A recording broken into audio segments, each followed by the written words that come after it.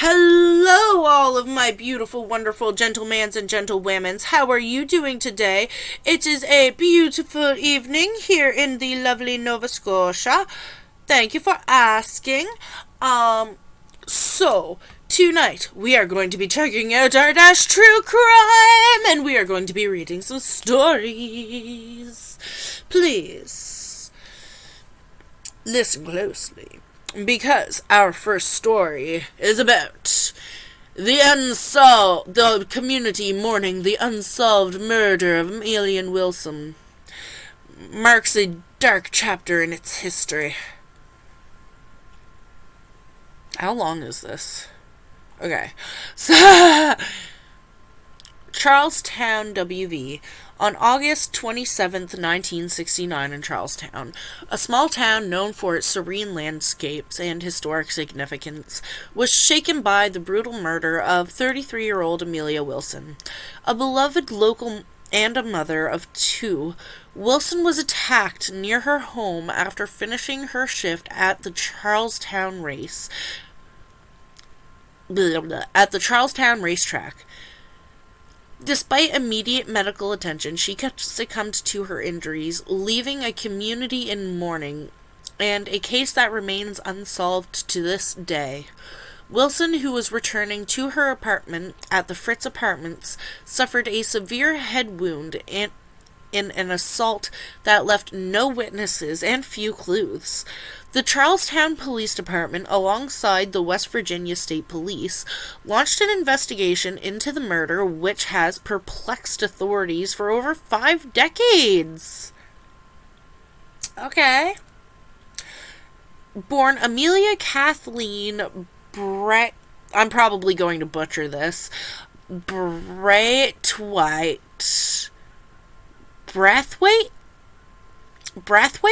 Maybe? In Berkeley County. Excuse me, still fighting this head cold. Wilson was a respected member of the Charlestown community and known for her hardworking nature and devotion to her sons. Her murder not only robbed her family of a loving mother, but also exposed the vulnerabilities of a small-town America to senseless violence. The investigation uncovered a baffling scene. Wilson's clothing had been taken off and was neatly placed on a fence near where her body was found. Really?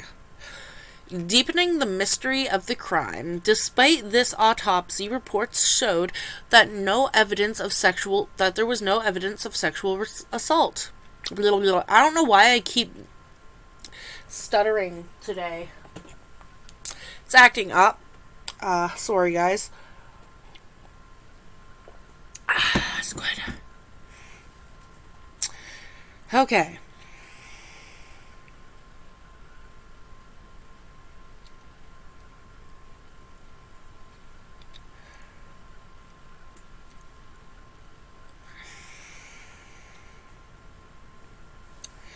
Remarkably, a substantial amount of tip money Wilson earned that night was left untouched by her assailant. Without any clear motive or robbery, and no definitive evidence to convict anyone to the crime, police from both local and state departments followed numerous leads over the years. Various individuals came under suspicion, yet no one was charged due to a lack of sufficient evidence.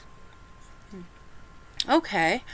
In the aftermath of the tragedy, Wilson's sons, Gary and Stephen, were left to navigate the world without their mother. The community rallied around the family, albeit briefly, with efforts to raise funds for the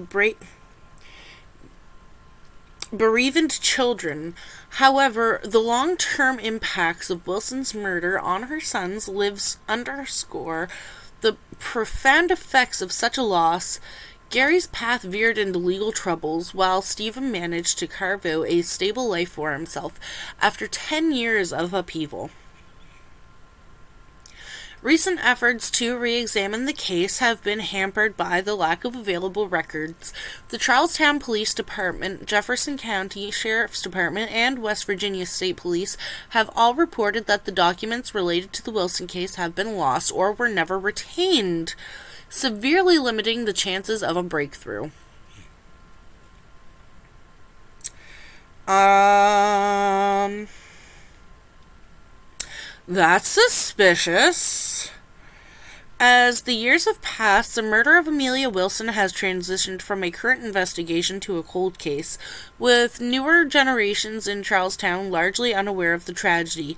Yet, for those who remember, and especially for Wilson's family, the quest for answers and justice continues.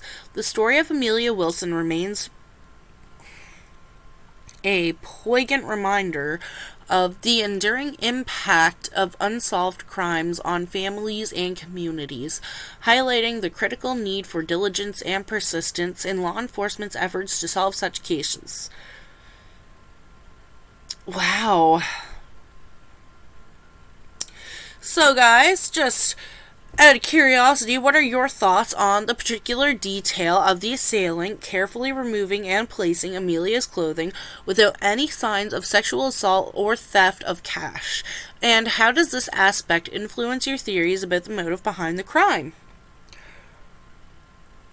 Honestly, I don't really know. I'm terrified to figure that one out myself.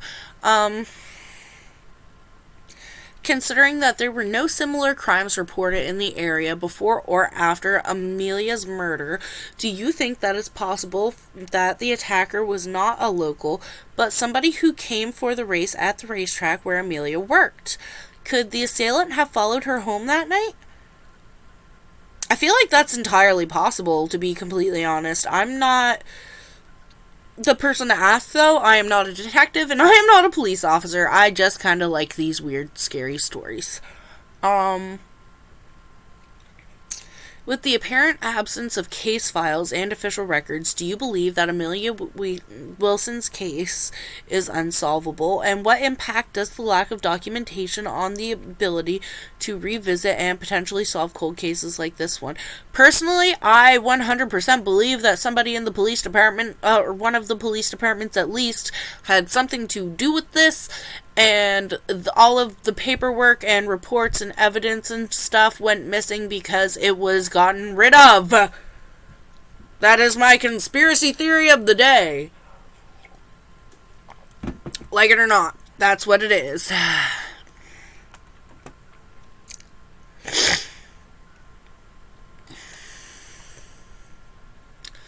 Anyway, on to our next story. Our next story is titled Stephen Ball, a man sentenced to death by California for fatally stabbing his girlfriend's 11-year-old son. He killed the boy while trying to steal his mother's TV set to sell for cocaine, is what I'm going to call it, money in 1992. Okay. Bell had a long criminal history. At the age of 15, he was convicted of sodomy and was incarcerated in a juvenile detention center until he turned 21. In his adulthood, he developed an addiction to heroin and cocaine. I just love saying it like that. And turned to any means necessary to acquire those drugs. On one day in 1992, Bell made the decision to steal his girlfriend's television set to sell for money that he intended to spend on cocaine. He snuck into their apartment and found her son, 11-year-old Joey Anderson, watching a show on the TV he was after. To get him out of the way, Bell stabbed the boy to death and ran off with his target. Oh my gosh, she stabbed a child! That's a baby! Oh my gosh. A day later, Bell randomly approached a traffic officer with a newspaper article on Joey's murder in hand and tried to deny that he was responsible for the killing due to the strangely specifically details that he included in his denials and his erratic behavior. The suspicious officer arrested Bell after being questioned by the detectives. He confessed to the murder. Yeah, because he did it. In the following trial, Bell tried to use the insanity defense. No, you are not insane, you are an addict. That doesn't make you insane. That makes you a bad person. Uh, well, not every time. It doesn't make you. It doesn't always make you a bad person, but in this case, it just makes this guy a bad person. Oh my gosh. He claimed that the murder was committed while he was under a drug-induced psychotic state, and it failed to convince the courts, and his defense team's proposed deal for a life without parole sentence was rejected by the district attorney, and Bell was condemned in 1994 and currently remains on California's death row. Due to the stalemated battles among Californian legislators regarding the state's capital punishment law, it currently remains uncertain if Bell's sentence will actually be carried out. Okay, so we are going to have a small little lesson here. I'm going to let you guys in on a sweet little secret of mine. So, just to let y'all know, if you are pleading insanity, excuse me, that was a good one. Nice, that was like a 7. I like that. But anyways, oh my gosh. Anyways, if you are trying to plead insanity or temporary insanity, they do not take the temporary insanity or insanity plea if you are under the influence of drugs or alcohol, because technically you had caused the temporary insanity yourself. You don't get to say that you were not fit mentally due to drugs, because it is your fault that you were unfit mentally. I'm not sure if it's the same for everywhere, but as far as I know here, you do not get to use the insanity plea if you are under the influence of drugs. Okay.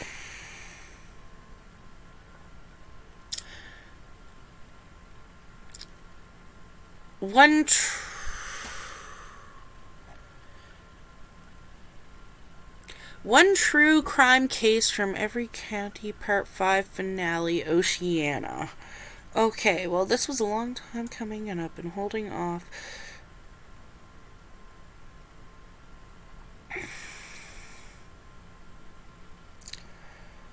A 41-year-old Chris Rimerto was serving a 7-year-old sentence for abducting and sexually assaulting a 9-year-old girl on her way to school with him at 1.5 years through the sentence. By the time the incident took place, the only prison in the county held just 38 inmates, most of whom for non-violent crimes, so it was deemed safe for many of the inmates under supervision to be let out for community work service, with only 2 officers monitoring them all. Eventually, Rimamoto requested access to a shipping container near his old home, in which he had gardening tools. Okay. He was escorted to the container, where he retrieved an illegally imported rifle and ammunition, and he had stored in the container. Okay. And managed to sneak it past the officers. Rimamoto's girlfriend broke up with him after his conviction and started a relationship with another man. Rimamoto saw his ex-girlfriend, 47-year-old Mary Dean's car in the driveway of her new partner, 45-year-old Roger Terrera, on the way to the shipping container. This led to him impulsively heading over toward Roger's house and shooting them both dead, firing around this 12 to 20 shots, killing both Mary and Roger before going on the run. A manhunt was launched, and on October the 20th, Rimerto was later tracked down to an empty house in the village of Titicaca.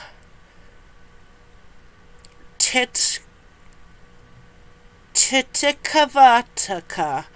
I can't pronounce that. where he engaged in a standoff with the police, shooting him before shooting himself. It took 4 hours before the police finally entered the home. The Cook Islands police and emergency services were heavily criticized. Mary's parents found out about her death via Facebook and not the police. It took police hours to alert the public, and they were understandably criticized for the lax security, and even the healthcare services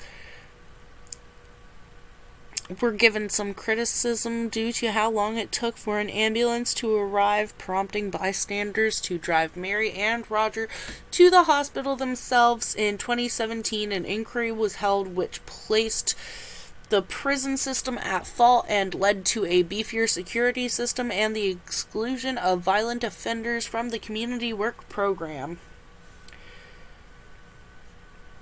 Okay. Okay. Cool, I guess, I think.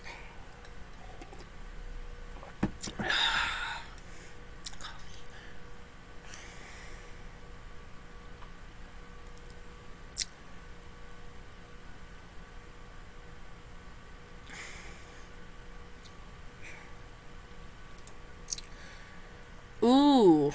Two brothers went missing from their village a mere 3 days apart. After investigations, they were found to be killed by a woman they had repeatedly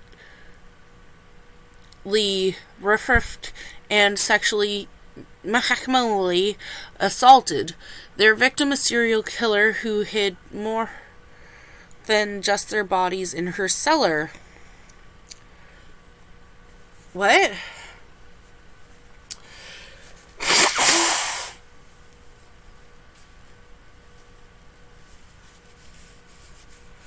On April 27th, 2010, a group of construction workers in Xinhua Village, located China's Heilongjiang, where their break and this canteen for lunch. The group of workers got very angry due to the long wait for their food, and they went to confront the cook. He was nowhere to be found. This cook was 65-year-old Liu Xingyan, and as he was the eldest of his family, it took some time to call him. Some took to calling him Liu Boss. Okay. One of the workers went to Zwin's home and found the front door ajar. He shouted at him several times, but nobody answered. So he entered Zwin's home and looked around. Although the lights were still turned on, nobody was home, so he left empty-handed. Most of the workers were not terribly concerned for Zwin's safety and instead upset that they had to go hungry.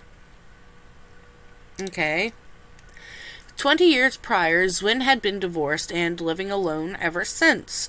While most didn't seem to care too much for Zwin's disappearance, there were still a select few who found it odd. Zwin for a long time had been unemployed, and not many employers in the village were willing to hire him at his age.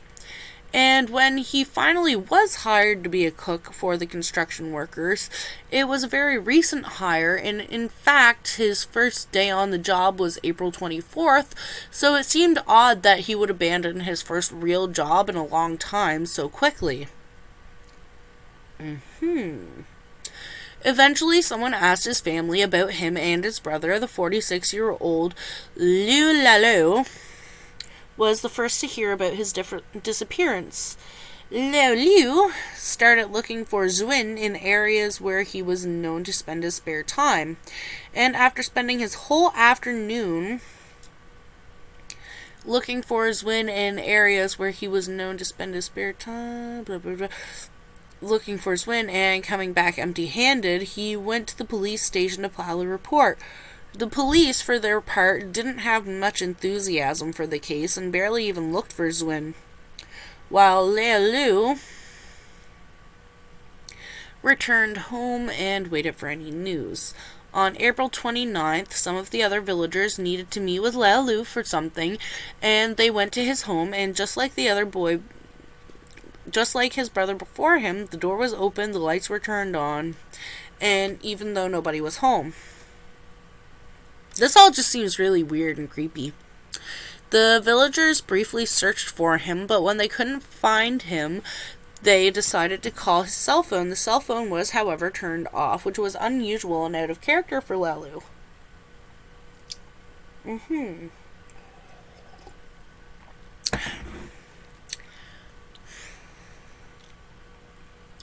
After failing to find any trace of him, his family reported him missing to the police, and the police were completely blindsided and shocked when his family walked in to report him missing because, by all appearances, it seemed the police themselves were the last to see Lalu alive.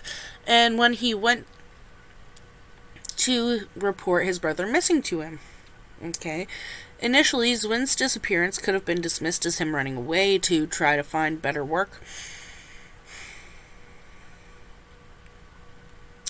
outside of his rural village, but his brother going missing only 2 days later was far more suspicious and finally motivated the police to conduct a proper investigation into the two cases.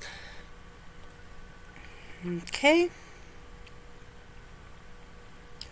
The local police called for assistance from the neighboring villages so they could borrow officers from a task force dedicated solely to investigating this case, and on May 7th, that task force was formed.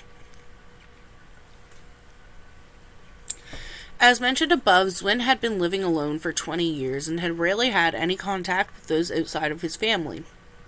Lalu was a different story. He was much more involved in the community as a farmer and working a few other odd jobs and the side businesses, earning him many friends in the village. Since Lalu had more of a social life and owned a cell phone, which he frequently used, Zwin was again mostly the secondary focus since the police believed that there would be a higher chance of tracking down Lalu and that the two cases were likely connected anyway.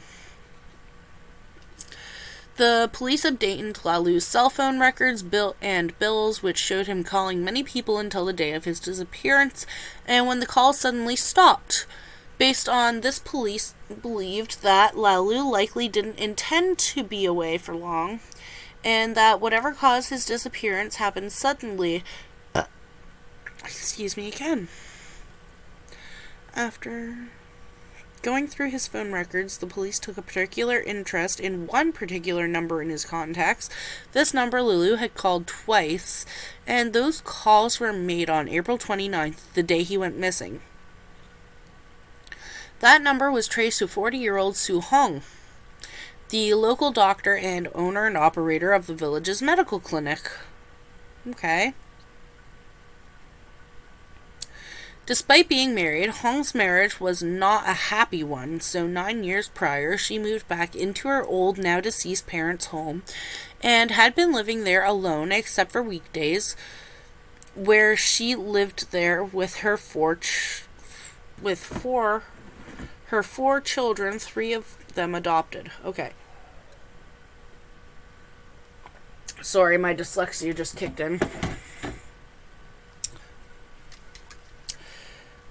The police went to question her at home, and Hong told the police that she borrowed 5,000 yuan from Zwin in 2009 and another 10,000 from Lu Lao in order to fund treatment for her children who had fallen ill in 2009, but according to Hong, she had indeed already paid the brothers back. Upon questioning the other villagers, they confirmed that Hong did indeed borrow money from them, but all attested to Hong's good character. And when Hong was asked to explain the calls, she said that she called him in order to ask him to come over so she could return the money. And after he left, she never saw him again.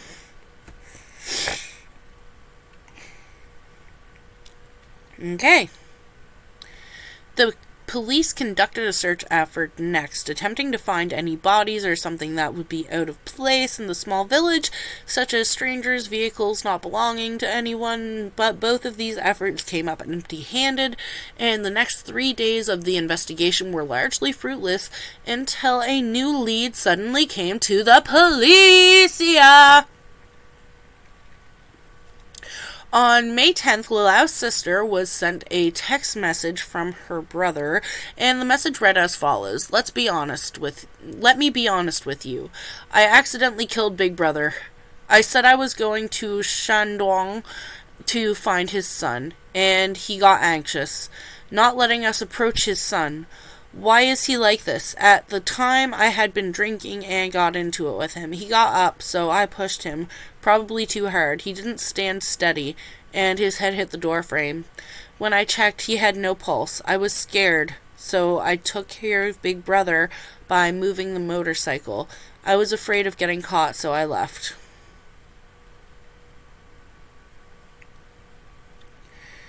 The police then raided both of the brothers' respective homes for evidence, putting much emphasis on the search of Lalau's property, since the text message stated that Lalau pushed Zwin and he hit his head against the door frame. That is where the police and the forensic concentrated their search. So the police saw no signs of a struggle.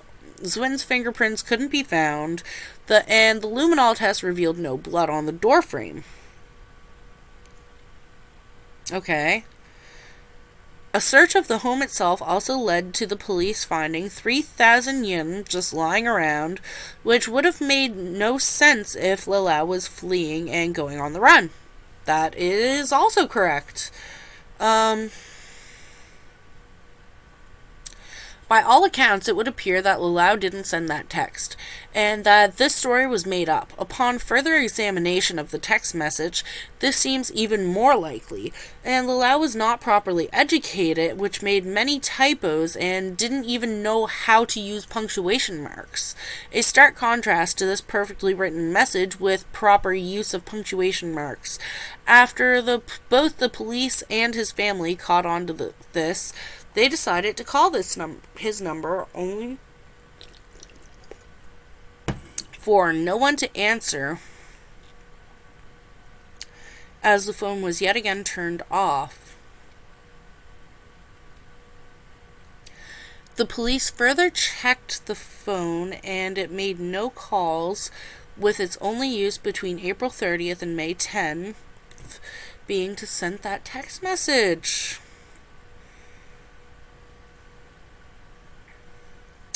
Throughout the week, the phone would be turned back on and send the same text message 10 times to various different people, mostly his family members. This message did not add any real new insight and simply said, "I killed Big Brother. I feel awful. I can never come back again. I did it myself. It's unrelated to anyone else. I'm leaving. Take care of yourselves."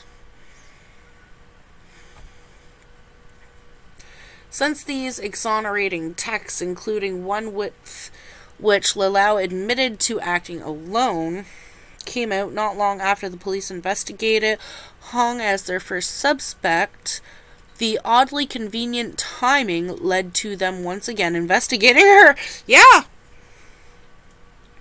They were even more suspicious after one of Lalau's other brothers told police that he had drunkenly told them that if I die, it will be Su Hong who kills me. On May 19th, the police returned to Hong's home to question her further. Hong had answered that the police's questions calmly and matter-of-factly, and when the police asked if she owned a cellar, however, Hong reacted a bit more panicked and denied owning a cellar. Huh? The police were skeptical of this since in Heilongjiang, almost every household owned a cellar to store food and vegetables over the winter, and Heilongjiang is one of China's most northernmost provinces. When the police began searching Hong's yard, sure enough, they did find a cellar entrance hidden under a pile of weeds.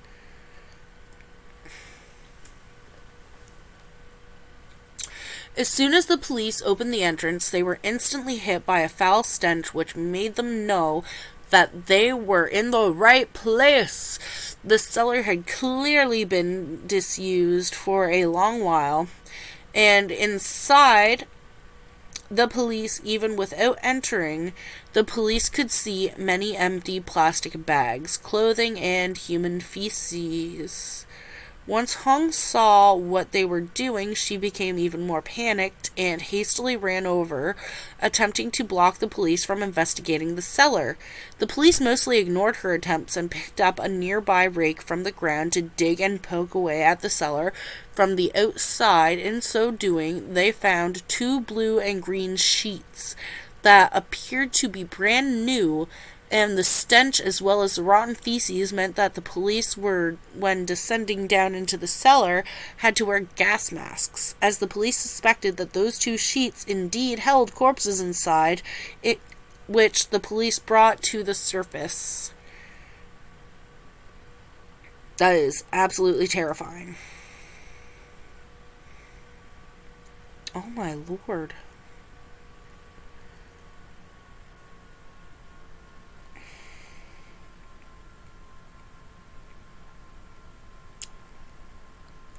The police opened the two sheets, and while they had been heavily decomposed, they were still able to recognize them as Zuin and Lalao. Hong was swiftly arrested, and the news quickly spread to everyone in the village, who were in disbelief that Hong was the culprit, and with many straight up refusing to believe it. And according to the initial forensic examination, the two brothers had died of strangulation after being interrogated. Hong confessed to the murders. Since she had recently borrowed money from Zwin and later Lalao, the two often used paying off her debt as an excuse to visit her at home and even clinic. And tragically, they also used this opportunity to mahakmamali, assault Hong, and have her perform mahakmamal favors in lieu of paying off her debt. As one may expect, Hong was miserable and saddened by this treatment and desperately saw a way out. She told police that life was worse day by day. On April 2nd, Zwin had apparently, according to some reports, fallen in love with a woman outside the village and was even going to marry her. So in preparation, Zwin decided to stop mahakmamali assaulting and bumping Hong under the condition that she pay her entire debt with interest. Excuse me? On April 26th, she invited Zwin over to her home so that she could pay him back the money. Before Zwin had arrived, she had crushed 16 sleeping pills in total into a powder and stuffed them into 2 capsules. And once Zwin arrived, she convinced him to take the medicine by lying about it being Mahagra. After he excitedly took it, he hastily passed out, and Hong seized this opportunity by grabbing a hemp rope and strangled Zwin to death with it.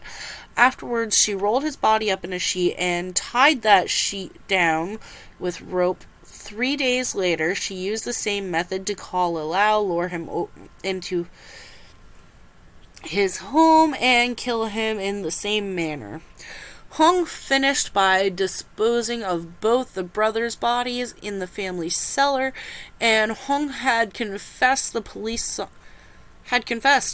saw nothing wrong with her confession, and the brothers' bodies had been found, only the case wasn't over. The police felt something was odd, as the brothers had both died relatively recently, but that cellar was still rancid and filled with human feces, so they thought something else was hidden down there.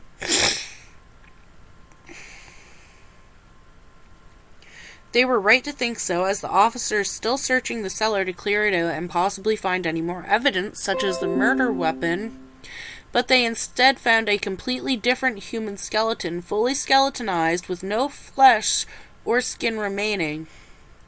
The skeleton belonged to a woman, and the police quickly collected DNA samples from the remains and compared them to the families of any local missing persons cases, and the results quickly came back, and they identified her as Su Hong's sister-in-law, Li Zwing, and after being interrogated for 2 days straight, Hong broke and finally confessed to her role in Zwing's death as well. Oh, she was so pretty. What a sin. Hong's background and life were understandably a large factor in these two murders. Hong was born in 1970s in Ning'an, and she had both a younger brother and sister, so her parents instructed her to do most of the household chores. In school, Hong studied medicine, and in 1986 she enrolled in Ning'an's health school and was assigned to work as an intern in the Second People's Hospital. After her graduation, her tenure at the hospital was a short one, as in 1990 she resigned in order to Xinhua Village and opened a small clinic there. In 1994, she married her high school boyfriend, and this was an unpopular decision and one criticized by her family as she gave up her career for this wedding. Oh. After getting married, she moved into her husband's house in a different village, and their marriage wasn't meant to last as her husband was almost immediately cheating on her with other women, and Hong wanted to divorce him, but her parents talked her out of it. In this rural village, divorce was heavily frowned upon, and it would likely ruin Hong's reputation and set her life back. Eventually, she fathered a child. She fathered a child? What? She mothered a child, you mean? She and her husband had a child, and Hong had hoped that the birth of their child would fix their relationship, but instead he didn't seem to care and left all of the parenting to Hong. Eventually, when Hong's daughter was 9 months old, her husband left the village to go work in the south of China, and as he was maid provider and was now...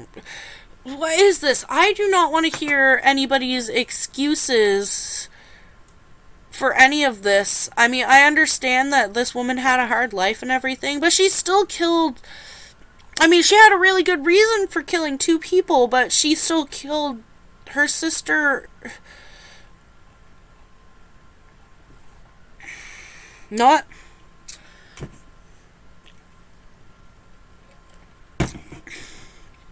Keep reading.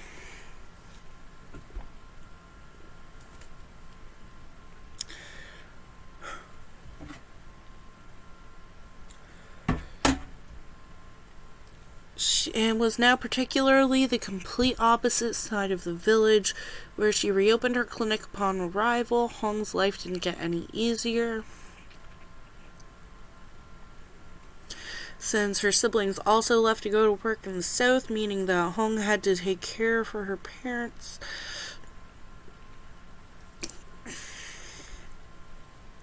Okay, I'm sorry guys, but my throat is actually really starting to hurt.